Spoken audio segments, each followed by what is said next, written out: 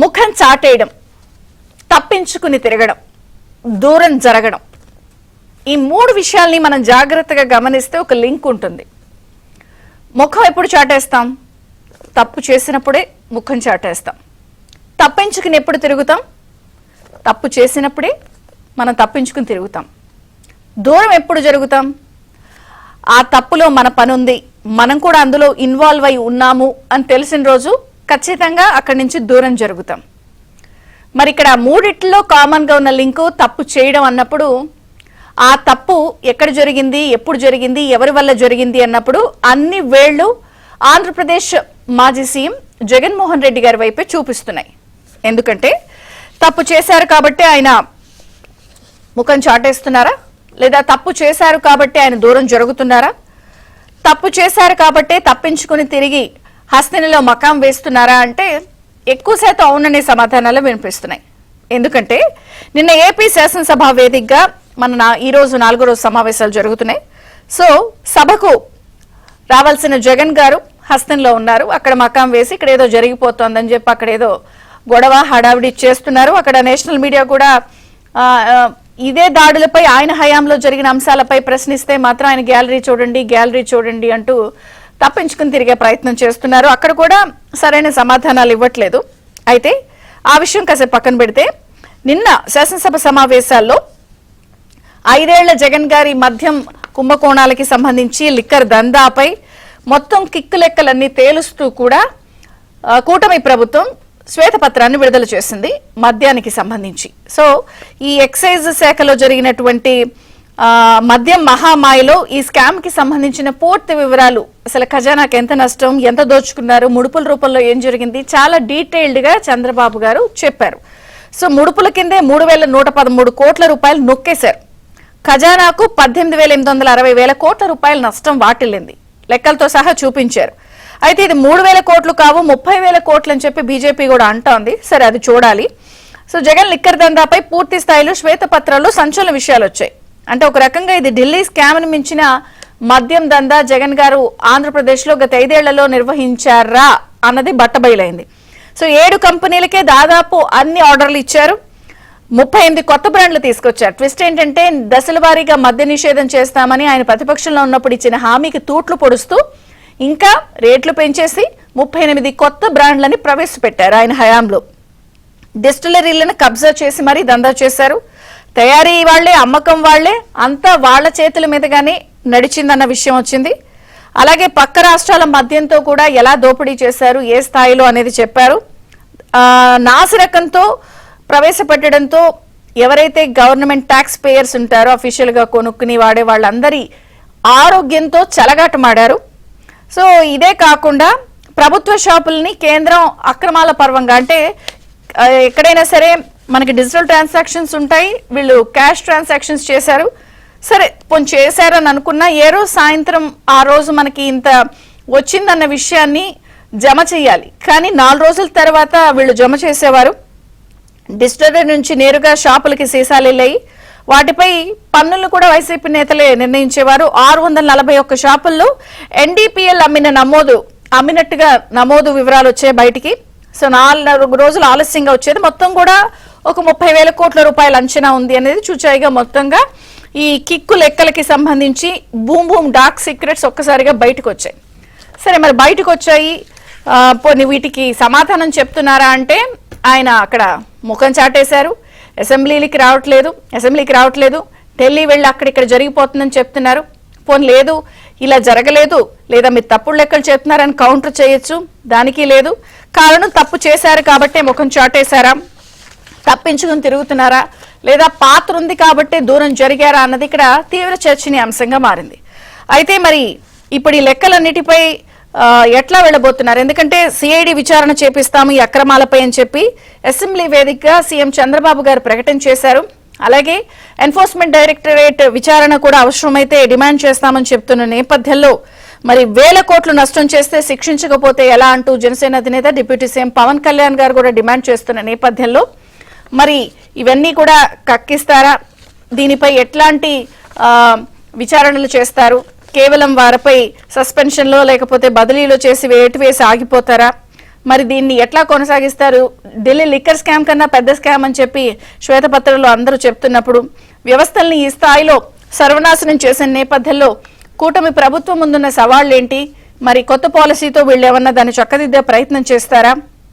మరి ఇప్పుడు చర్యలు స్టార్ట్ అంటున్నారు కాబట్టి సిఐడి విచారణకి ఆదేశిస్తామని చెప్తున్నారు కాబట్టి అఫీషియల్ గా రెడ్ బుక్ ఓపెన్ అయిందా? ఇక ఖచ్చితంగా ముందుంది ముసళ్ల పండగైన జగన్ అండ్ కోకి అనక గత 5 ఏళ్ల జగన్ గారి ప్రభుత్వంలో జరిగినటువంటి అక్రమాలు, దందా, మాఫియా లేకపోతే ఏదైతే దోపిడీ ఉందో మొత్తం 7 వరుస శ్వేతపత్రాల విడుదలతో కూటమి ప్రభుత్వం చాలా దూకుడుగా వ్యవహరిస్తోంది. సో వాటికి సమాధానం చెప్పలేకుండా అసెంబ్లీకి రాకుండా కొంత జగన్ గారు కూడా ఢిల్లీ వెళ్లి తప్పించుకుని తిరిగే ప్రయత్నం కనిపిస్తోంది. మరి ఈ నేపథ్యంలో ఈ రోజు కూడా ఆర్థిక శాఖకి సంబంధించి ఈ అంశాలన్నిటిపై లా అండ్ ఆర్డర్ కి సంబంధించిన అంశాలపై కూడా శ్వేతపత్రం విడుదల చేస్తారు.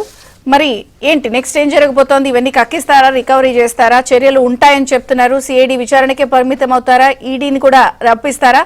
చర్చిద్దాం. మనతో పాటు జాయిన్ అయ్యారు సీనియర్ జర్నలిస్ట్, ప్రముఖ రాజకీయ విశ్లేషకులు తురుగా శ్రీరామ్ గారు, టీడీపీ నుంచి ఎస్పీ సాహెబ్, జనసేన నుంచి వివేక్ బాబు జాయిన్ అయ్యారు. మరి కాసేపట్లో బీజేపీ కూడా జాయిన్ అవుతుంది మనతో.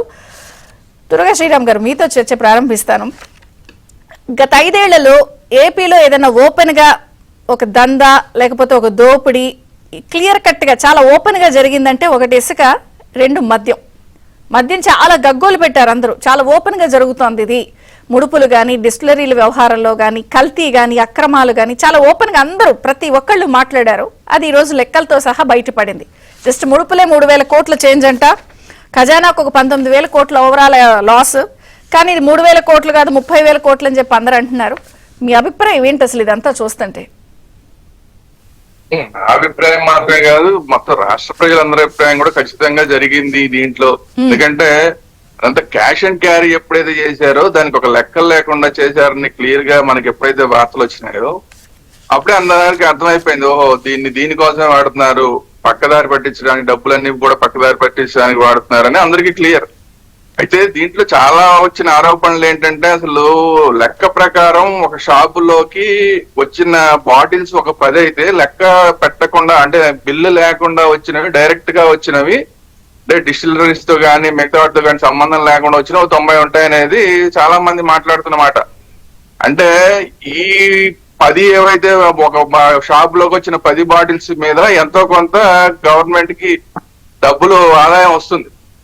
కానీ మిగతా 90కి అసలు లెక్కాపత్రం లేకపోతే అసలు వాటికి సంబంధించిన లెక్కలే ఉండవు. అవి షాప్ లోకి వచ్చాయా తెలియదు, వెళ్ళాయో తెలియదు. ఎందుకంటే వీళ్ళు చేసిన పెద్ద పని ఏంటంటే మొత్తం గవర్నమెంట్ పేరుతోనే మొత్తం నడిపిస్తామని చెప్పి మొత్తం వీళ్ళ మనుషులందరినీ పెట్టుకున్నారు.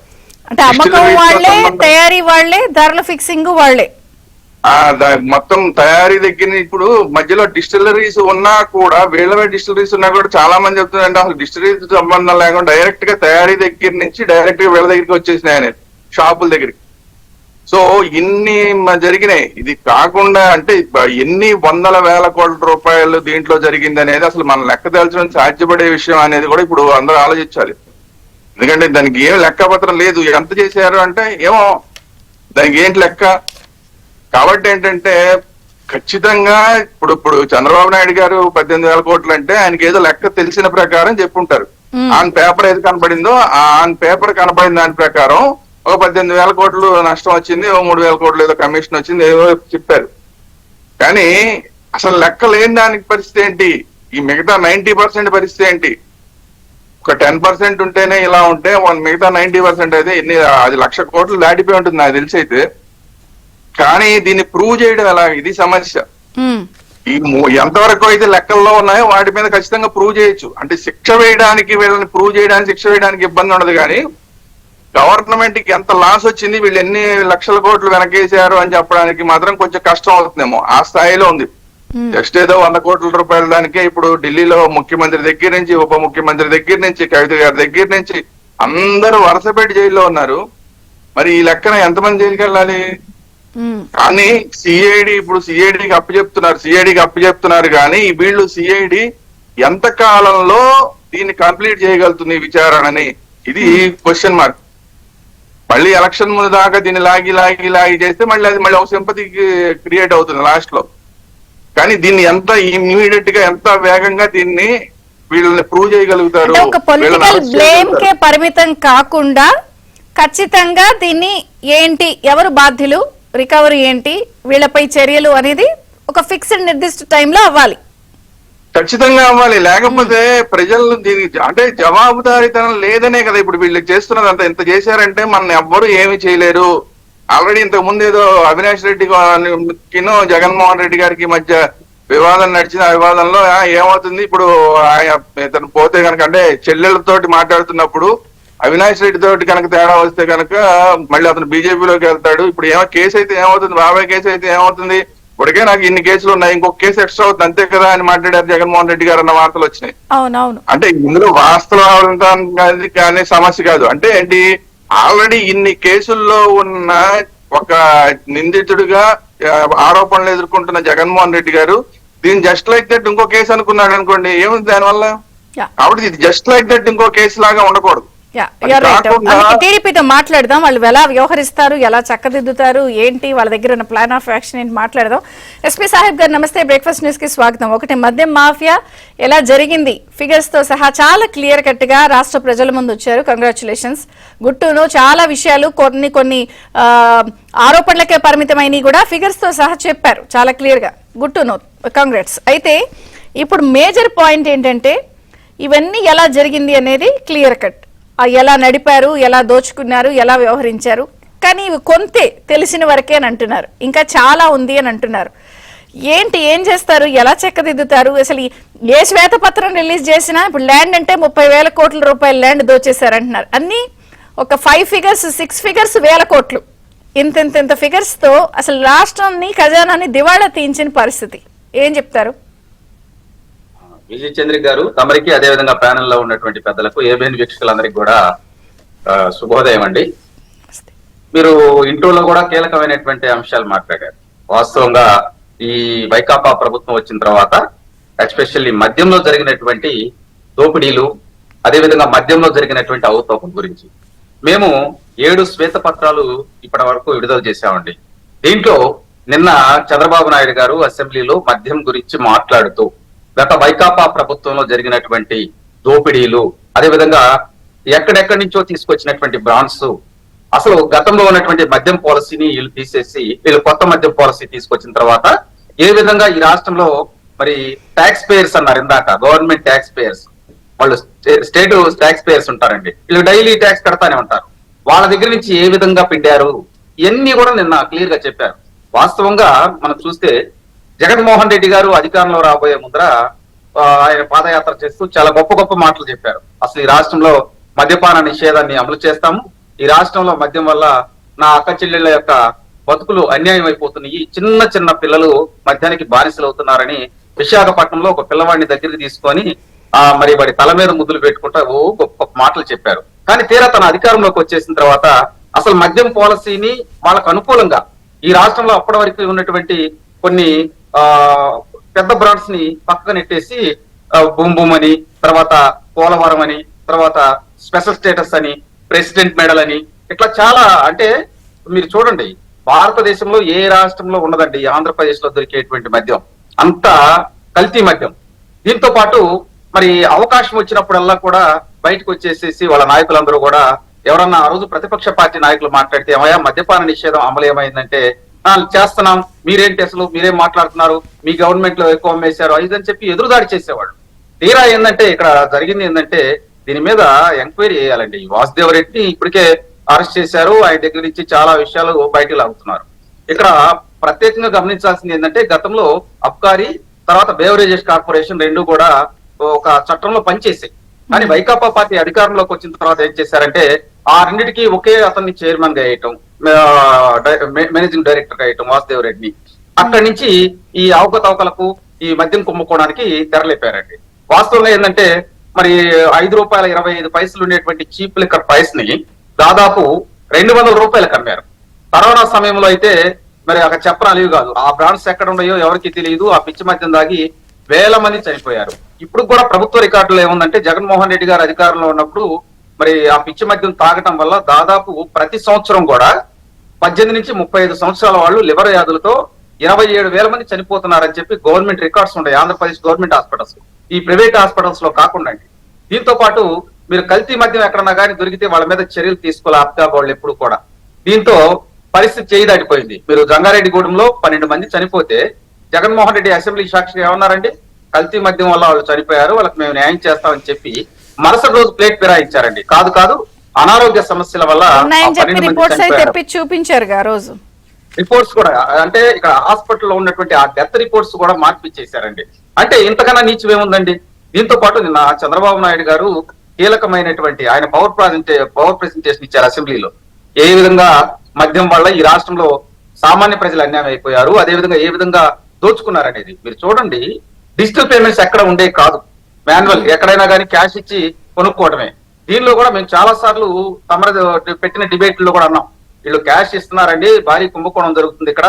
₹5.20 ఉండేటువంటి ఆ మద్యం బాటిల్ని 200లకు అమ్ముతున్నారు. దీంతో పాటు భూమ్ భూమ్ అని ఇంకా కొత్త రకరకాల బ్రాండ్లు తీసుకొచ్చారండి, దీనివల్ల ప్రజల ఆరోగ్యం దెబ్బతింటుంది అని చెప్పి చాలా సార్లు మనం మాట్లాడాం. ఆ లెక్కలు కూడా మాట్లాడుకున్నాం. వాస్తవంగా ఏంటంటే దీంట్లో మద్యం కొనుగోలు విషయం ఒకటండి, రెండో అంశం కూడా ఉంది. ఇక్కడ అవుట్ సోర్సింగ్ కింద మరి దాదాపు 42,000 మందిని ఉద్యోగాలకు తీసుకున్నారండి. వీళ్ళందరూ కూడా వైకాపా పార్టీ కార్యకర్తలు.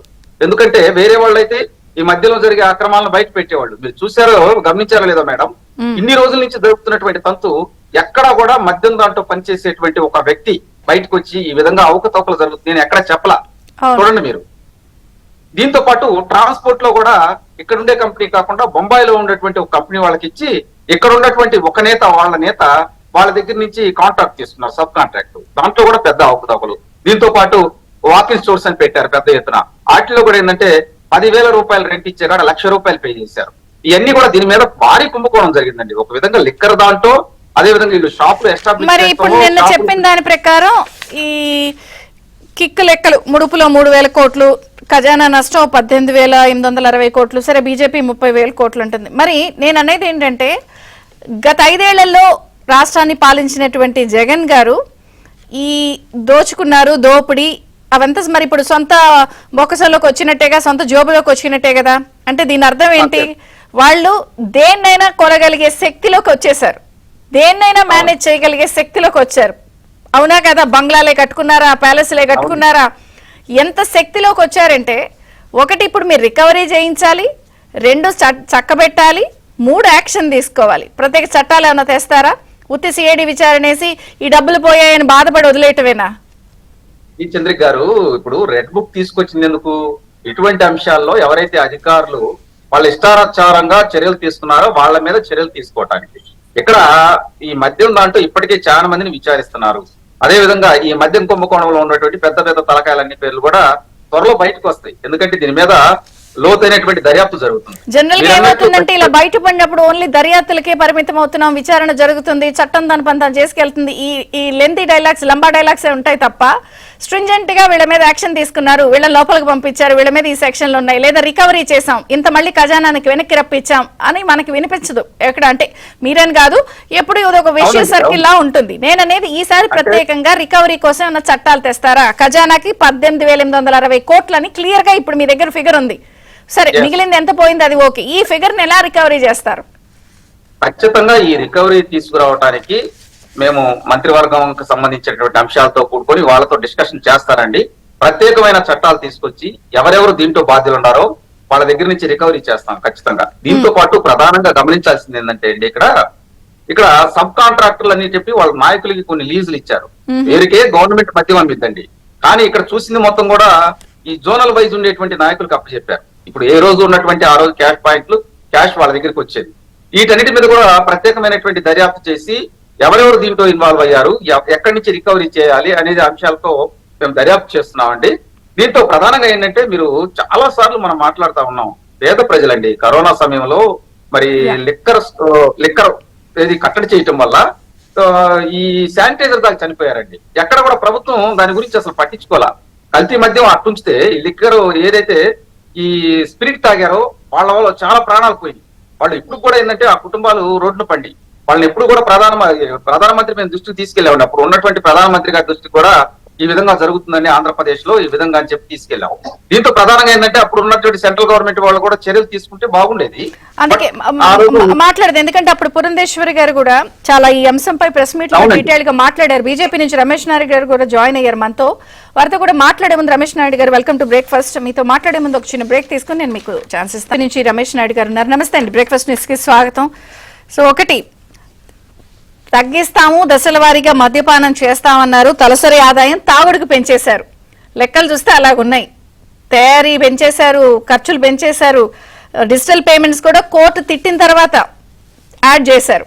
సో మొత్తంగా చూస్తే అసలు ఇది దోపిడీకే ఒక పాలసీ తయారు చేసినట్టు తయారు చేశారు. దీన్ని ఎలా చేయాలి అన్నది ఒక పాలసీ రూపొందించారు. ఏం చెప్తారు అంటే, ఇప్పుడు సిఐడి విచారణకి ప్రభుత్వం ఆదేశించేందుకు రెడీ అవుతోంది, కానీ ఇది ఈడీ చేత చేయించాలనేది చాలా మంది అంటున్నారు. అసలు మీ అభిప్రాయం ఏంటి? మీరు ఎందుకంటే 30,000 కోట్లని మీరు ఆరోపిస్తున్నారు, ఇది 3,000 కోట్లు కాదని. సో ప్యానెల్ లో ఉన్నటువంటి పెద్దలందరికీ కూడా నమస్కారం. మనం చంద్రిక గారు చూసినట్లయితే జగన్మోహన్ రెడ్డి గారు ప్రతిపక్ష నేతగా ఉన్నటువంటి సమయంలో పాదయాత్ర చేశాడు. పాదయాత్ర చేసేటువంటి సమయంలో అన్ని వర్గాల యొక్క సమస్యలను స్పృశిస్తున్నట్టు నటిస్తూ ఆయన మహిళలను పెద్ద ఎత్తున మిస్మరైజ్ చేసేటువంటి ప్రయత్నం చేశాడు.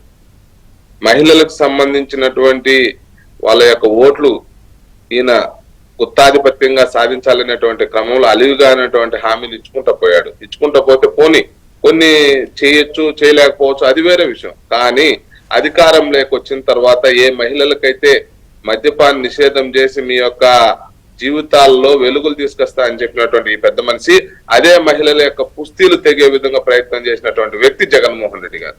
జగన్మోహన్ రెడ్డి అనేటువంటి వ్యక్తి ఒకప్పుడు విశ్వసనీయతకు మేమే బ్రాండ్ అని చెప్పుకునేటువంటి ఈ పెద్ద మనిషి ఆయన చేసిన ప్రతి పనిలో ఏ విధంగా లబ్ధి పొందాలి, ఏ విధంగా వంచనకు గురి చేయాలి నమ్మినటువంటి వాళ్ళని అనేటువంటి విషయంలో అన్వేషణ చేయగా మారినటువంటి వ్యవహారం మనం చూసాం. ముఖ్యంగా ఇక్కడ చెప్పుకోవాల్సినటువంటి విషయం ఏంటంటే, ఒక డమ్మీ ఒక అమాయకుడు అనుకోవచ్చు. వాస్తవంగా నారాయణ స్వామి గారు ఆ రోజు డిప్యూటీ సీఎం గా ఆయన నియమించుకున్నారు. పెద్దిరెడ్డి రామచంద్రారెడ్డి గారికి, జగన్మోహన్ రెడ్డి గారికి ఒక డమ్మీ డిప్యూటీ సీఎం ని నియమించుకొని తన్ను కేవలం అతను చాలా సందర్భాల్లో చాలా ప్లాట్ఫామ్స్ మీద కూడా చెప్పారు, పెత్తనం మాత్రం పెద్దరెడ్లది, వ్యవహారికానికి మాత్రం చూపడానికి మాత్రం మేము అనేటువంటి విషయాన్ని కూడా ఆ సమయంలో మనం చాలా సందర్భాల్లో చాలా ప్లాట్ఫామ్స్ మీద ఆయన ఓపెన్ గా మాట్లాడినటువంటి సంఘటనలు చూసాం. ఆయన అట్లా అడ్డు పెట్టి ఒక డిప్యూటీ సీఎం, ఆయన ఎక్సైజ్ మినిస్టర్ గా వ్యవహారం అంతా వీళ్ళు నడిపారు. ఆ నడిపేటువంటి క్రమంలో చెప్పాడు, కరోనా కష్టకాలంలో శానిటైజర్ బాటిల్స్ ఏ విధంగా అయితే తయారు చేసి ప్రజలకి మన ప్రభుత్వాలు కానీ లేకుంటే షాపుల్లో దొరికాయో ఆ విధంగా మద్యాన్ని కూడా వీళ్ళు నాసిరకమైనటువంటి మద్యాన్ని, సారాయి తాగినా కూడా చనిపోయే వాళ్ళు అతి తక్కువ మంది ఉంటారండి. ఏదన్నా కల్తీ సారాయి తాగితే చనిపోయేటువంటి ప్రమాదాలు తక్కువ ఉంటాయి. కానీ ప్రభుత్వం అఫీషియల్ గా అమ్మినటువంటి మద్యం ఏదైతే ఉందో ఆ మద్యం ద్వారా జరిగిపోయినటువంటి వాళ్ళందరూ ఆరోగ్యాలు నాశనమైనటువంటి వాళ్ళు, బతుకులు ఛిద్రమైనటువంటి వాళ్ళ సంఖ్య అధికం. కాబట్టే ఈయన జగన్మోహన్ రెడ్డి గారు ఏం చేశాడు, 12 రూపాయల బాటిల్ని శానిటైజర్ బాటిల్ కదా తయారు చేసి ఇష్టం వచ్చినట్టు మార్కెట్ లోకి వదిలారు. జే బ్రాండ్స్ అన్ని కూడా 12 రూపాయలు ఆడ 200 రూపాయలు ఎక్కడ ఒక్కొక్క బాటిల్. అంటే ఎంత వ్యత్యాసం ఉంది చూడండి ఆదాయానికి సంబంధించిన విషయం. ఈ రాష్ట్రానికి సంబంధించినటువంటి జగన్మోహన్ రెడ్డి పాలనా కాలంలో మొత్తం కూడా ఆయన రెవెన్యూ అంతా కూడా అత్యధికంగా ఇసుక మీద, మద్యం మీదే ఆయన జోబులేకపోయిందండి. ఆ పోయినటువంటి డబ్బుతోటి వాళ్ళు, ఆయన యొక్క పరివారం అందరూ కలిసి చాలా వ్యూహాత్మకంగా దీన్ని లిక్విడ్ రూపంలో క్యాచ్ చేసుకున్నారు. కాబట్టి మొన్న ఎన్నికల్లో కూడా ప్రతి నియోజకవర్గంలో 3,000 నుంచి 5,000 రూపాయలు ఓటర్లకు పంచగలిగారు. వాళ్ళ కాన్ఫిడెన్సే అది ఉండింది. ప్రజలు కూడా అర్థం చేసుకున్నారు, మా రక్తాన్ని మీరు పీల్చి పిప్పి చేసి మా ప్రాణాలు తీసేసి మా యొక్క పుస్తీలు తెంచేసి మమ్మల్ని మా యొక్క జీవితాలను హరించి వేసినటువంటి నీకు 5,000 కాదు 10,000 ఇచ్చిన చోట కూడా తీసుకున్నారు, నీకే ఓటని చెప్పారు. ఎలా బుద్ధి చెప్పాలో అలా చెప్పారు. జగన్మోహన్ రెడ్డి గారికి దిమ్మ తిరిగి మైండ్ బ్లాక్ అయింది ఫస్ట్ టైం. కాదు, ఒక పాయింట్ చెప్పండి రమేష్ నాయుడు గారు. ఇప్పుడు ఇందాక త్వరగా శ్రీరామ్ గారు మీకన్నా ముందు రైజ్ చేశారు ఆ పాయింట్. ఏమండి, ఇదంతా క్లియర్ కట్ గా కనిపిస్తుంది. సరే, లెక్క తేలింది, ఇది లెక్క తేలంది, దాని సంగతి ఓకే. ఇప్పుడు వీళ్ళు మద్యం కుంభకోణానికి సంబంధించి ఢిల్లీలో ఏదన్నా చిన్నది దొరికితే మనీష్ సిసోడియా కేజ్రీవాల్ అల్లాడించేశారు. సో మరి ఇప్పుడు అలాంటి స్ట్రింజెంట్ యాక్షన్ ఇక్కడ కూడా తీసుకుంటారా? అరవింద్ కేజ్రీవాల్ మీద ఎంత స్థాయిలో బీజేపీ రియాక్ట్ అయ్యిందో ఇక్కడ జగన్ గారి మీద కూడా అలాగే రియాక్ట్ అవుతారా? లెక్కలు కనిపిస్తున్నాయి కదా. ఇక్కడ రెండు విషయాలు చంద్రిక గారు. ఒకటి, ఢిల్లీ సంబంధించి ఆంధ్రప్రదేశ్ కు సంబంధించి కేంద్ర ప్రభుత్వానికి ఉన్నటువంటి అధికారాలు మనం అర్థం చేసుకోవాలి. అక్కడ లెఫ్టినెంట్ గవర్నర్ అధికారాలు ఆ రోజు లెఫ్టినెంట్ గవర్నర్ కి సంబంధించి వెళితేనే అప్పుడు బయటపడి బయటకు వచ్చింది అది. అదే కానీ ఇప్పుడు ఇది అసెంబ్లీ వేదికగా బయటకు వచ్చింది, శ్వేతపత్రం పెట్టారు వచ్చింది. సో ఇప్పుడు ఏంటంటే రాష్ట్ర ప్రభుత్వం తీసుకునేటువంటి నిర్ణయం మీద ఆధారపడి ఉంటుంది. దాంట్లో రెండుగా మనం ఆలోచన చేయాలి. ఒకటి ఏంటంటే జగన్మోహన్ రెడ్డి అనేటువంటి వ్యక్తి రాష్ట్రంలో ఉన్నటువంటి అన్ని వ్యవస్థల్ని మేనేజ్ చేయడంలో సిద్ధహస్తుడైపోయాడు. చాలా వరకు ఈ రోజుకి కూడా ఈ సుమారు అదే కదా సాహెబ్ గారికి బంగ్లాలు ప్యాలెస్లు కట్టుకునే స్థాయికి వచ్చేసారు, డబ్బులు దాన్ని దేనైనా మేనేజ్ చేసే శక్తిలోకి వచ్చేసారు అన్నప్పుడు మీరు మేనేజ్ అవుతారా? సెంటర్ లో ఉన్నారుగా, మేనేజ్ అవ్వరు కదా. కాదు, అందుకే నేను చెప్పబోయేది ఏంటంటే రాష్ట్రంలో ఉన్నటువంటి అధికారులందరినీ కూడా నయానో భయానో వాళ్ళను కూడా ఆర్థిక అక్రమాల్లోకి తలదూర్చే విధంగా వ్యవహారాన్ని నడిపారు. మీకు ఏం చేశారంటే ఎర్రచందనం స్మగ్లర్లు వైఎస్ఆర్సీపీ నాయకులు ఏం చేశారంటే చాలా మంది అక్కడ హద్దిరామ్ మఠం భూములు ఇచ్చారు. అధికారులు ఎవరైతే వాళ్ళ సహకరించారో వాళ్ళందరికీ పెద్ద పెద్ద బంగ్లాలు కట్టించేసి ఇచ్చారు. ఎందుకు? వీడిని కూడా అవినీతి పరుడుగా మార్చినట్లయితే మన వ్యవహారానికి అడ్డు రాదు. ఈ వ్యవహారంలో మనకే కాదు మకిలి అందరికి కూర్చున్నట్లయితే మనం కూడా సేఫ్ గా ఉంటాం, వాళ్ళందరూ సేఫ్ గార్డ్ అవుతారు.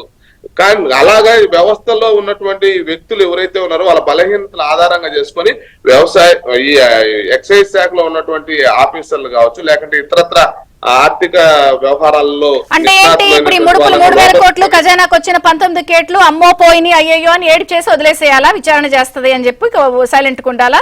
చట్టం ఆలోచిస్తూ వెయిట్ చేయాలా?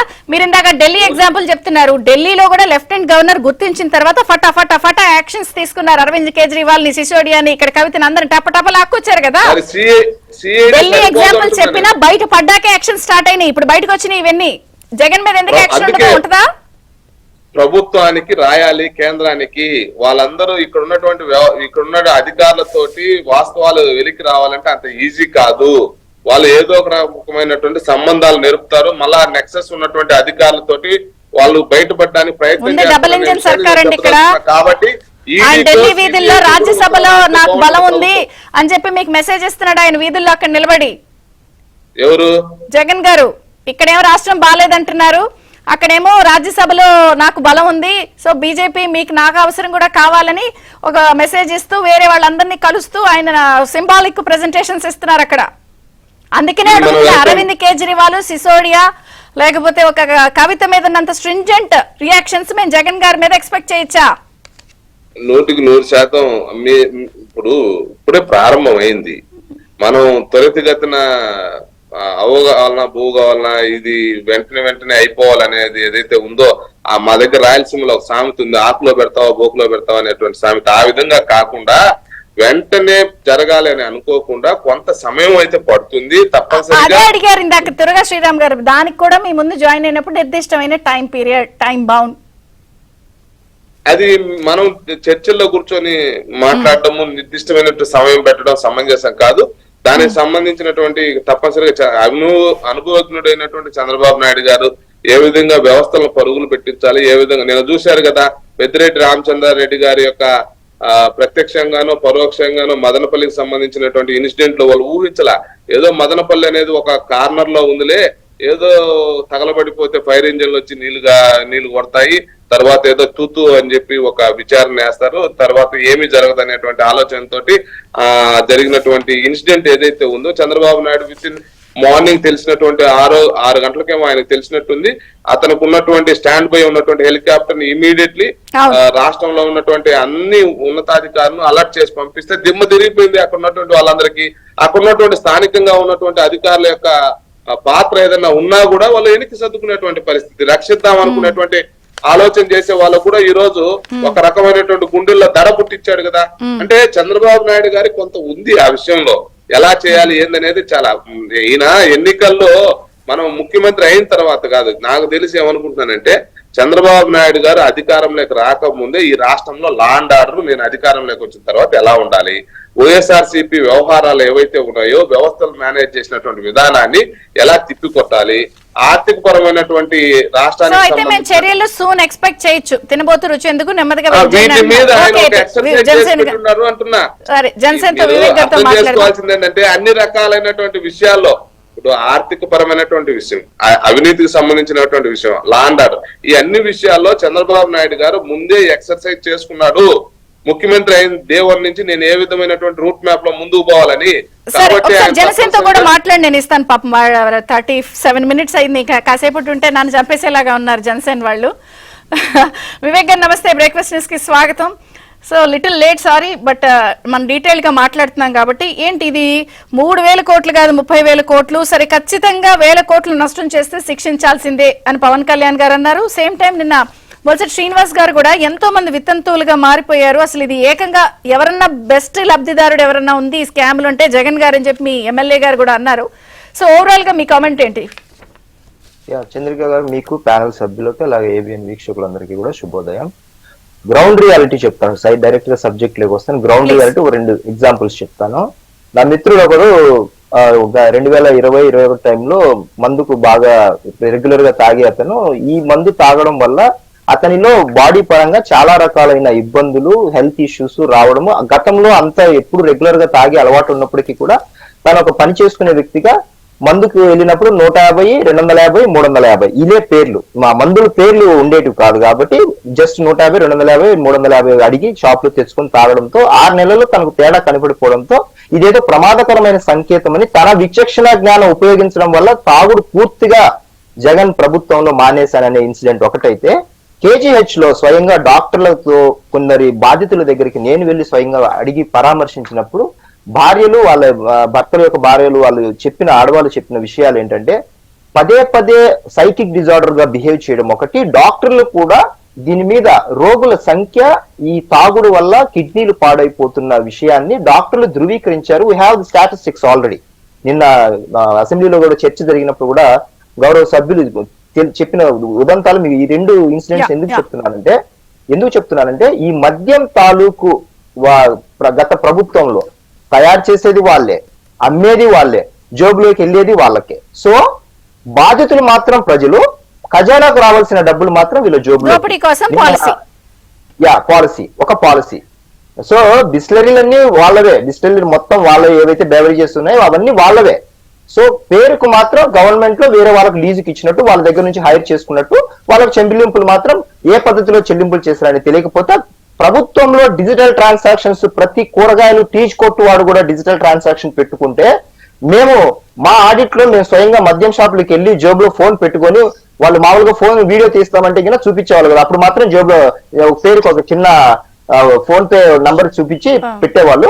మేము డైరెక్ట్ గా దొంగగా వెళ్ళి మామూలుగా మాట్లాడితే లేదు డిజిటల్ ఏముండదు అంతా క్యాష్ అని అనేవాళ్ళు. ఎట్లా 99% షాప్స్ లలో నో డిజిటల్ ట్రాన్సాక్షన్స్. ఇది డబ్బు అంతా ఎవరి దగ్గరికి వెళ్తుంది? డైరెక్ట్ గా వీళ్ళ జోబుల్లోకే. సో ఇది మద్యం పాలసీలో జరిగిన అక్రమాలు. ప్రాథమికంగా నిన్న ముఖ్యమంత్రి గారు చెప్పినది 18,000 కోట్లు ప్రాథమికంగా విదిన్ ఈ 20 days లో ప్రాథమికంగా తీసిన లెక్కలు. బట్ ఎలాబరేట్ గా సిబిసిఐడి విచారణకు వెళ్తుంది కాబట్టి మేము విష్ణుకుమార్ రాజు గారు 30,000 కోట్లు అన్నా కూడా మేము కూడా అనుకునేది ఏంటంటే మినిమం 50,000 crores అబోవ్ ఉంటుంది. ఎందుకంటే ఇసుకలో, మద్యంలో ఈ 2 విషయాలలో మేము మొదటి నుంచి చెబుతున్నట్టుగా 2 లక్షల కోట్ల దోపిడీ అచ్చంగా జరిగింది. వాళ్ళు అదే ధైర్యంతోనే డబ్బులు విపరీతంగా పోయిన ఎన్నికల్లో పంచడానికి, పంచి గెలవాలనే ఒకే ఒక కోణంతో మాట్లాడుకున్నారు. ఆ ఉద్దేశాలు పటాపంచలయ్యాయి. రెండో విషయానికి వస్తే, ఏదైతే మద్యాన్ని స్టార్ హోటల్స్ కే నేను పరిమితం చేస్తాను, మద్యాన్ని పూర్తిగా నిషేధిస్తాను అని ఎన్నికలకు వస్తానని ఏవైతే మాటలు చెప్పి డైరెక్ట్ గా ఖజానాను, అటు ప్రజల ఆరోగ్యాన్ని నాశనం చేస్తూ పరిపాలించిన ఈ 5 ఏళ్ల తీరుకి ఆయన అంటే ఆలోచన విధానం ఎలా ఉందని చెప్పడానికి నా వెంట్రుక కూడా పీకలేరు అంటూ చేసిన వ్యాఖ్యలు, అహంకారం, మితిమీరిన అహంకారం, మితిమీరిన గర్వం, ప్రజల సమక్షంలో కోట్లాది మంది చూస్తారనే ఇంగితం కూడా లేకుండా తన అహంకారానికి ప్రతి సందర్భంలో చూపించిన దానికి వెంట్రుకలు కాదు మొత్తం బోర్డు ముందు కొట్టేశారు ప్రజలంతా. ఆంధ్రప్రదేశ్ ఓటర్లు నా వెంట్రుక కూడా పీకలేరంటూ సంబోధించిన వ్యాఖ్యలకు బోడిగుండు కొట్టేసి ఈ రోజు నిలబడి ఢిల్లీలోకి వెళ్లి నల్లగుడ్డలు వేసుకొని ఉంటున్నాడు. రాష్ట్రపతి భవన్ జంతర్ మంతర్ రెండు దగ్గరగానే ఉంటాయి. ఆయన 5 ఏళ్ల పాటు అక్కడే ఉండి నల్లగుడ్డలు వేసుకుంటూ కూర్చుంటే మేము ఇక్కడ హాయిగా పరిపాలన చేసుకుంటూ ఉంటాము.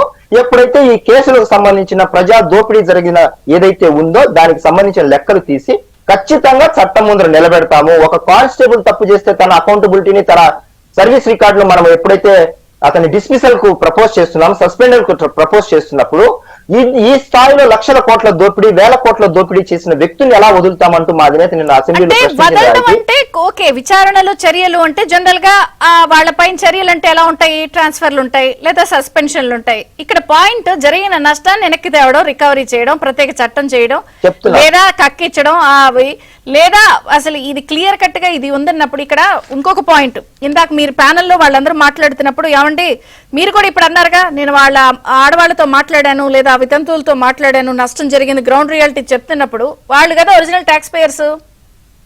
చెప్తున్నాను అది ఇప్పుడు కేవలము చట్టము కేసులు కాదు, రికవరీ ఇంపార్టెంట్. ఇప్పుడు అదే చెప్తున్నాను. ఇప్పుడు ఈడీ కూడా రెఫర్ చేస్తామంటూ ముఖ్యమంత్రి గారు నిన్న ఏదైతే చెప్పారో, ఈడీ ఏం చేస్తుంది, ఖచ్చితంగా ఆస్తులన్నిటి తిరిగి అటాచ్ చేస్తాడు. ఆల్రెడీ మన ప్యాలెస్లన్నీ అటాచ్ చేసేస్తారు. ఇప్పుడు ఈడీ డబ్బులు రాకపోతే మన 18 కేసులు ఉన్న వ్యక్తి ఎవరైతే ఉన్నారో ఆయనకు ఈడీ ఆల్రెడీ 7 కేసుల్లో ఉన్నాడు. ఇది ఒక 8వ కేసు అవుతుంది. మొత్తం అన్ని ప్యాలెస్లు ఉన్న ఆస్తులు అన్ని కలిపి అటాచ్ చేసేస్తుంది. ఈడీ ఏమి వదిలిపెట్టదు. కాబట్టి రికవరీ అనేది వ్యక్తుల నుంచి ఈజీగా లాగేస్తుంది. మొత్తం తన ఆస్తులు చిట్టాలు అన్ని లాగేసి జైల్లో తోసేయడమే కాకుండా ఆస్తులు కూడా రికవరీ చేస్తారు. అది మనకు కావాల్సింది కూడా ప్రభుత్వ ఖజానా నుంచి వెళ్ళిన ప్రతి రూపాయి, అక్రమంగా వెళ్ళిన ప్రతి రూపాయి తిరిగి ఖజానాకు అప్పజెప్పే బాధ్యత ఈ కూటమి ప్రభుత్వం తీసుకుంటుందనేది నిన్న మాదినేత ఉప ముఖ్యమంత్రి పాయింట్. రెండో పాయింట్, ఇక్కడి నుంచి మీరు మళ్ళీ కమింగ్ 5 years సెట్ చేయడం. 30 సంవత్సరాల తరబడి మద్యాన్ని వచ్చే ఆదాయాన్ని తాకట్టు పెట్టాడు కదా, రేపొద్దున మళ్ళీ మీరు పాలసీ చేసినా వచ్చిన ఆదాయం అప్పులు ఇంట్రెస్ట్ కు పోద్ది కదా. రికవరీ ఓ పక్కన జరుగుతూ ఉంటుంది, తాకట్టు పెట్టేసింది ఇంకో డైరెక్షన్ లో ఉంటుంది. ఎలా చేస్తారు? ఇప్పుడు నేను అనేది అదే, ఇప్పుడు మనం మద్యం పాలసీలో తీసుకున్నప్పుడు మద్యం పాలసీ మంచి మద్యాన్ని, నాణ్యమైన దాన్ని ఇస్తూనే డి అడిక్షన్ సెంటర్లను ఏర్పాటు చేస్తూనే నిన్న డి అడిక్షన్ సెంటర్ గురించి కూడా వచ్చింది. అలాగే ప్రభుత్వ ఖజానాకు వచ్చే ప్రతి రూపాయి అకౌంటబిలిటీని చూడాలి. ఇక్కడ 3 విషయాలు ప్యారలల్ గా ట్రాన్స్పరెంట్ గా జరగాలి అనేది కూటమి ప్రభుత్వం, ముఖ్యంగా మాదినేత నిన్న చెప్పిన అసెంబ్లీలో చెప్పిన విషయాన్ని గుర్తు చేస్తున్నాను ప్రజలకి. 3 జరగాలి ప్యారలల్ గా. సో ఈ 3 జరిగినప్పుడు ఏమైతుందంటే, ఒక పక్క డిఎడిక్షన్ల ద్వారా తగ్గిస్తూనే, ఒక పక్క ప్రభుత్వానికి అకౌంటబిలిటీ ఉంటూనే ప్రతి రూపాయికి సంబంధించి, అలాగే పోయిన డబ్బును ఎలాగైతే రికవర్ చేస్తూ ఖజానాకు డబ్బును తిరిగి ఏర్పాటు చేసే ఉద్దేశాలు 3 ప్యారలల్ గా జరిగినప్పుడు ఏమవుతుంది, మనకు అన్ని విషయాలలో అదొక బ్యాలెన్స్డ్ గా అలాగే ట్రాన్స్పరెంట్ గా కనపడి దాని మీద చర్యలు తీసుకోవడానికి అవకాశం ఉంటుంది అనేది మా అధినేత చెప్పిన ఆలోచన విధానం, సలహాలు ఈ అంశంపై. మరి ఇప్పుడు మీరు బీజేపీ అంటున్నారు కదా, మీరు ఒక 50,000 కోట్లు అంటున్నారు, బీజేపీ వాళ్ళు 30,000 కోట్లు అని అంటున్నారు. అంటే నిజంగా అంత జరిగింది అన్నది మళ్ళీ కంప్లీట్ గా ఇంకో ప్రెజెంటేషన్ ఏమైనా చేస్తారా? ఆబ్వియస్లీ ఉంటుంది. ఇప్పుడు ప్రాథమికమైన అంచనా అన్నారు, అందుకే ముఖ్యమంత్రి గారు ఈ 20 రోజుల్లో తీసిన ప్రాథమిక అంచనా ఖచ్చితంగా సిఐడి ఎంక్వైరీలో మొత్తం వివరాలు అధికారులు తీస్తారు. కాబట్టి 5 ఏళ్ల పాలసీ ఎవరికి ఏ బెవరేజెస్ ఇచ్చారు, ఎన్ని బాటిల్స్ ఇచ్చారు, ఎంత డబ్బులు ఖజానాకి జమ అయ్యాయి, ఎంత డిజిటల్ ట్రాన్సాక్షన్ డైరెక్ట్ క్యాష్ ఎంత తీసుకున్నారు, యావరేజ్ తీసుకుంటారు. ఏదైనా యావరేజ్ గా రోజు ఎంత వెళ్తుంది, ఎన్ని కేసులు, అదే కేసులు ఎన్నైతే వస్తున్నాయో అదైతే కౌంట్ ఉంటుంది. కాబట్టి దాని మీద యావరేజ్ గా ఎంత డబ్బు తీసుకుంది, గవర్నమెంట్ కి ఎంత వచ్చింది, మిగతా ఎంత జోబుల్లోకి. ఇప్పుడు ఇది ఉందండి మనకి ఓవరాల్ గా 5 ఏళ్లలో 99,000 కోట్లకు పైగా అమ్మారని ఉంది లెక్క. కానీ కోర్టులోకి వేసి వీళ్ళు డిజిటల్ చేయట్లేదు అని చెప్పి స్టార్ట్ చేసిన తర్వాత జస్ట్ డిజిటల్ పేమెంట్లు జమ చేస్తే వచ్చిన ఇన్కమ్ 615 కోట్లు. 99,000 కోట్లు ఎక్కడ, 615 కోట్లు ఎక్కడ, ఎంత గ్యాప్ ఉంది? ఇది ఇందాక 50,000 కోట్ల పైగా అన్నాను. ఎందుకంటే అదే నంబరు. బికాజ్ మనం జనరల్ క్యాలిక్యులేషన్ లో చెప్పినా కూడా మనకు వస్తున్న ఆదాయానికి, వాళ్ళు ఇచ్చిన లైసెన్స్లకి, తర్వాత రికవరీ చేస్తున్న దానికి సంబంధమే లేదు. ఖజానాకు జమ అవుతున్నది సంబంధం లేదు, వాళ్ళు అమ్మేదానికి సంబంధం లేదు. సో ఈ ఆస్పెక్ట్ లో చూసినప్పుడు మినిమం 50,000 crores అబోవ్నే ఇందులో దోపిడీ జరిగింది. అది డైరెక్ట్ గా వాళ్ళ జోబుల్లోకి వెళ్ళిపోయింది. ప్రజల ఖజానాకు వచ్చిండేది మీరు అన్నట్టు 650 లేకపోతే 1000 కోట్ల లోపే. 1,00,000 కోట్లు ఎక్కడ? అదే అందుకే అసలు నంబర్సే మ్యాచ్ అవ్వట్లేదు. So it's far difference. Far difference ఉంది కాబట్టి ఖచ్చితమైన లోతైన విచారణ చేస్తే దోషులు దొరుకుతారు. వాళ్ళ ఆస్తులు, అధికారులు ఇందులో ఎవరెవరైతే ఉన్నారో అందరినీ ఇన్వాల్వ్ చేస్తాము. ఇన్వాల్వ్ చేస్తే ఆస్తులు అటాచ్ చేయడమే కాకుండా వాళ్ళని చట్టబద్ధులు నిలబెట్టి కోర్టు ద్వారా శిక్షలు కూడా పడేలాగా. దుర్గా శ్రీరామ్ గారు, ముగ్గురు పార్టీల వర్షన్స్ విన్నారు కదా. సో ముగ్గురు అసెంబ్లీలో రిప్రజెంటేషన్ చేసిన పాయింట్స్ ఎలా చేస్తాము ఏంటనేది చెప్తున్నారు. సో మీరేమంటారు? వీళ్ళు ఎంతసేపు అటాచ్ చేసేస్తాము, రికవరీ చేసేస్తాము, ఈడీకి రిఫర్ చేస్తాము, అసలు నా సామిరంగా ఆయన మూడిందే అని చెప్తున్నారు. కానీ కొంత డిజిటల్ కాకుండా క్యాష్ బయటికి వెళ్ళిపోయింది, కొంత మామూలు ట్రాన్సాక్షన్స్ జరిగినాయి, అవి రావు వెనక్కి. ఎవరికి ఎంత ఇచ్చారు ఏంటనేది తెలియదు. పాయింట్ ఒకటి. రెండు, అసలు మార్చిన 30 ఏళ్ళు వచ్చే ఆదాయాన్ని తాకట్టు పెట్టేశారు గత ప్రభుత్వం వాళ్ళు. సో ఇప్పుడు వచ్చినా దానికి సరిపోదు కదా. What next? వాట్ నెక్స్ట్ ఏముండదండి. ఇప్పుడు ఇందాక మన తెలుగుదేశం మిత్రులు ఒక వెస్ట్ గోదావరి జిల్లాలో ఒక మద్యం తాగేసి చనిపోయిన వాళ్ళ గురించి గుర్తు చేశారు. అక్కడికి నేను కూడా స్వయంగా వెళ్ళి వాళ్ళతో బాధితులతో మాట్లాడడం జరిగింది. అక్కడ మీరు మిగతా వాళ్ళందరికీ ఏం చేసినా చేయకపోయినా పర్లేదే, ఒక చిన్న పిల్లడు అనాథ అయిపోయాడు, చదువుకుంటానంటున్నాడు, బాగా చదువుతున్నాడు, వాడిని చదివించండి అంటే వాడిని చదివించాలంటే ఇది అఫీషియల్ గా దొంగ మద్యం ద్వారా, కల్తీ మద్యం ద్వారా జరిగిందని చెప్పాలి. అందువల్ల అది జరగదు కాబట్టి వాడు పాప ఇప్పుడు ఏమైపోయాడో కూడా తెలియదు, ఆ పిల్లడు ఏం చేస్తున్నాడో కూడా తెలియదు. అంటే వీళ్ళు అక్కడ పోలీసులు మార్చేశారు, పోలీస్ రికార్డ్స్ మారిపోయినాయి, గవర్నమెంట్ డాక్టర్లు ఇచ్చే రికార్డులు మారిపోయినాయి, అసలు ఇది కల్తీ మద్యమే కాదని చెప్పేశారు. ఇప్పుడు ఆ ప్రాణాలను ఎలాగ తీసుకురాలేం. ఆ రికార్డులు పోనీ మీరు మార్చగలుగుతారా? ఇప్పుడు మీరు అధికారంలోకి వచ్చారు, మార్చగలుగుతారా? మార్చలేదు. ఎందుకంటే పోలీసులు ఇన్వాల్వ్ అయిపోయినారు, డాక్టర్లు ఇన్వాల్వ్ అయిపోయినారు, అదేం మార్చలేరు, వాళ్ళకేం న్యాయం జరగదు. అట్లాగే ముఖ్యమంత్రి గారు మొత్తం కేజీహెచ్ ద్వారా కానీ ఇతరులు అదే మొత్తం అసలు హెల్త్ డిపార్ట్మెంట్ ద్వారా కానీ ఎంతమంది తాళిబోట్లు తెగిపోయినాయి, ఎంతమంది అయిపోయారు, మనకి ఎదురుకుండా మనకి టీవీలోనే కనబడ్డాడు కదండి. రాకేష్ మాస్టర్, డాన్స్ మాస్టర్, ఆయన బూమ్ బూమ్ బీర్ తాగి తెల్లారేసరికి చనిపోయాడు. వీళ్ళ ప్రాణాలు మనం ఏం తీసుకురాలేం, కానీ వీళ్ళు బూమ్ బూమ్ బీర్ తాగి చనిపోయారని చెప్పి అక్కడ రికార్డులు ఉండవు. అలాగే హెల్త్ డిపార్ట్మెంట్ లో ఎంత మంది వీళ్ళు కేవలం కల్తీ మద్యం తాగి చనిపోయారు రికార్డులు ఉంటాయండి? ఎక్కడా ఉండవు. ఏదో వచ్చారు, వాళ్ళకి ఏదో కిడ్నీ పోయిందో లేకపోతే లివర్ పోయిందో దానికి మేము వైద్యం చేసాము, పోయాడని ఉంటుంది అంతే. కల్తీ మద్యం వల్ల ఎంతమంది ఉంటాయి? కాబట్టి ఈ రికార్డులు ఏమి రావు. రెండోది, ఇందాక మీరు చెప్పినట్టు మొదట్లో నేను చెప్పినట్టు డైరెక్ట్ గా షాపుకి మద్యం తయారీ దగ్గర నుంచి డైరెక్ట్ గా షాప్ దగ్గరికి వచ్చే 90 బాటిల్స్ కి అసలు లెక్కే లేదు అసలు. అది ఎలాగ మీరు రికవర్ చేయలేరు, ఎందుకంటే లెక్క ఉంటాయి కదా. డబ్బులు వెళ్ళిపోయినాయి, 100 ఇచ్చాడా, 1000 ఇచ్చాడా, 2000 ఇచ్చాడా ఎవరికి తెలుసు, వెళ్ళిపోయినాయి. దాన్ని మనం ఏం చేయలేం. బట్ నేను అనేది ఏంటంటే ఈవెన్ దెన్ ₹1 అవినీతి జరిగినా కూడా మనం శిక్షించడానికి మన చట్టాలు ఉన్నాయి. మీరు చెప్పిన 18,000 కోట్లలోనే 18,000 కోట్లు కాదు, 10,000 కోట్లు లేదా 5,000 కోట్లు లేదా 3,000 కోట్లు, అసలు రూపాయి దీని మీద కూడా శిక్షించడానికి అవకాశం ఉంది. మీరు శిక్షించడానికి మీరు అంత స్పీడ్ గా వెళ్తారా? ఎందుకంటే ఎందుకంటే వ్యవస్థలన్నీ కూడా పాడైపోయినాయని చెప్పి బీజేపీ మిత్రుడు చెప్పేస్తున్నాడు ఆల్రెడీ. కాబట్టి ఏంటంటే ఇందులో ఎంతవరకు న్యాయం జరుగుతుంది, ఇది క్వశ్చన్ మార్క్. సాహెబ్ గారు, రాబోయే మార్పులేంటి, ఎలా చక్కదిద్దుతారు? విజయ్ చంద్ర గారు, మనం ప్రజాస్వామ్యం, మనకి చట్టాలు అవే డిస్టిలరీలు కొనసాగుతాయా అని చాలా మందికి డౌట్. ఉన్నోళ్ళని మారుతారా? నేనేమంటానంటే, ఇప్పుడు ఒక వ్యక్తిని అరెస్ట్ చేయాలంటే ఖచ్చితంగా అతను చేసినటువంటి ఏదైతే ఈ అవకతవకలు ఉన్నాయో వాటిని రికార్డెడ్ గా తీసుకోవాలి. అవన్నీ చేస్తున్నాం మేము. మీరు చూశారు కదా, రెండో రోజే ఉన్నటువంటి ఎండీని తీసుకెళ్లేసాము, వాసుదేవ్ రెడ్డిని. అతన్ని కస్టడీలోకి తీసుకుని విచారణ చేస్తున్నారు. ఖచ్చితంగా మీరు అనుకున్నట్టు త్వరితగతిన ఈ మద్యం కేసులో మాత్రం శిక్షలు పడతాయి, రికవరీ కూడా ఉండిద్దండి. రెండో అంశం, అసలు 7 శ్వేతపత్రాలు విడుదల చేసి ఇన్ని గగ్గోలు పెడుతూ రాష్ట్రంలో ఏ విధంగా ఉంటే మీరు జగన్మోహన్ రెడ్డి ఢిల్లీ వెళ్ళిపోయి అక్కడ జంతర్ మంతర్ దగ్గర ఇంకేముంది, ఈ రాష్ట్రంలో రాష్ట్రపతి పాలన పెట్టాలి, అది జరిగింది ఇది జరిగింది అంటున్నారు. నేను జగన్మోహన్ రెడ్డి గారిని అడుగుతున్నా, అయా జగన్మోహన్ రెడ్డి గారు, రాజకీయ హత్యలు అంటే ఎలా ఉన్నాయంటే, ఒక ఎగ్జాంపుల్ చెబుతానండి. నందం సుబ్బయ్య 20 మంది తరుముకుంటూ వేట కొడవలతో ఆయన్ని నరికి చంపారండి. అది రాజకీయ హత్య అంటే. తర్వాత మీరు పల్నాడు ప్రాంతంలో చూస్తే తోటా చంద్రయ్య అండి, అత్యంత కిరాతకంగా వాళ్ళ వైకాపా నాయకులు మరి 8 మంది ఆయన పేక్కోశారు. కానీ నేను ఎందుకు చెబుతున్నారంటే, ఈ 2 కేసులు కూడా మీరు నర్సరావుపేటలో చూసినటువంటి కేసును ఒకసారి అబ్జర్వేషన్ చేస్తే, అతను ఆ జిలానీ అనే వ్యక్తి, రషీద్ అనే వ్యక్తి, వాళ్ళిద్దరి మధ్య మనస్పర్ధలు ఉండటం వల్ల అతను నరికేశాడండి. ఇది రాజకీయ హత్య కాదు. ఎందుకంటే రాజకీయ హత్య ఎప్పుడు కూడా గుంపుగా జరిగిద్దండి. కాబట్టి జగన్మోహన్ రెడ్డి అనేటువంటి నాటకాలు ఆడుతూ వెళ్తున్నారు ఢిల్లీలో ధర్నాలు చేస్తానికి.